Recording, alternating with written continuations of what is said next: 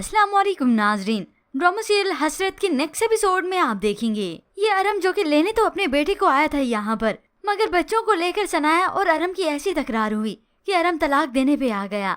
अरम जो कि अभी तलाक दे ही रहा था कि ऐसे में सनाया की वालदा की मौत हो जाती है। वो उसी वक्त हार्ट फेल हो जाने की वजह से मौके पे ही मर गयी। यूँ अरम को बार बार सनाया की बातें याद आती हैं। वो भी बहुत दुखी होता है, मगर अब इस दुखी होने का क्या फायदा। सनाया की वालदा को तो इसने मार दिया। और नीचे फबिया जो कि दरवाजे तक छोड़ने आती है अपनी फैमिली को, क्योंकि हमजा यहाँ से इन्हें लेने के लिए आया था। तो फबिया बड़े इतराते हुए दरवाजा खोलती है। हमजा उसे और वो हमजा को देखती है। यूँ अरम जो कि आज फबिया से भी ठीक मुंह से बात नहीं करता, तो इस फबिया को ये बात बड़ी खटकती है।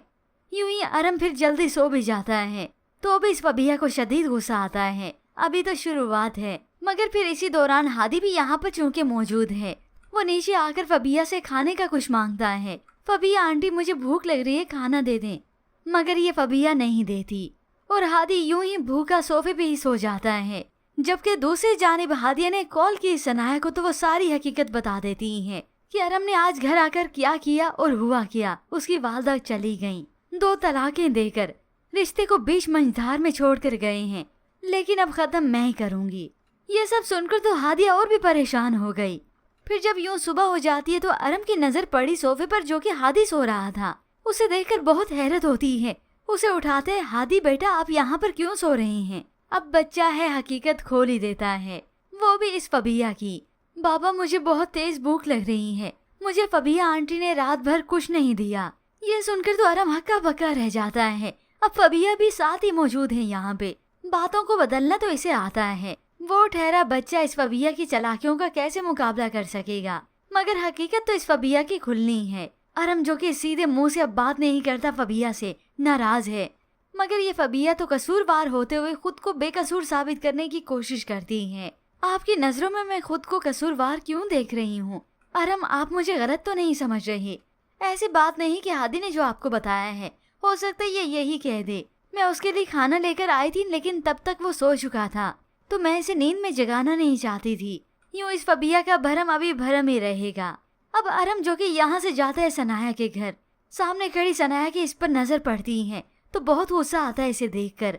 और वहाँ पर फबिया की वालदा और बहन यहाँ से होकर गए हैं। फरहीन तो इस फबिया से काफी इम्प्रेस हुई है। फबिया का घर देखकर तो मेरी आंखें फटी की फटी रह गईं। शहजादियों जैसे तख्तो ताज मिला है उसे, तो वालदा उसे हकीकत ही बताती हैं। ऐसे तख्तो ताज का भला क्या फायदा जिसमें सारी जिंदगी छिन जाने का डर ही रहे। मगर फरहीन को तो अभी उसका घर और उसकी ऐशो इशरत ही दिखते हैं। अब फबिया का अंजाम क्या होगा ये तो फरहीन भी अच्छे से देखेगी।